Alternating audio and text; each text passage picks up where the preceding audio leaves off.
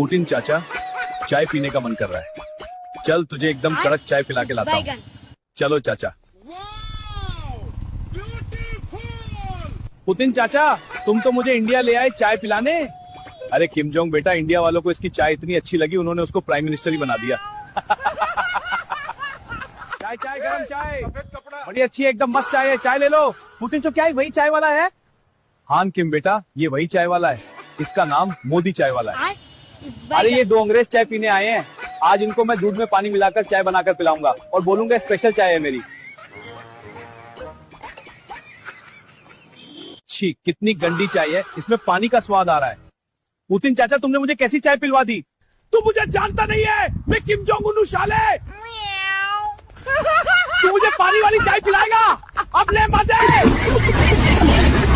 Subscribe और like करो ऐसी वीडियो के लिए, कमेंट में बताओ। 4,000 सब्सक्राइबर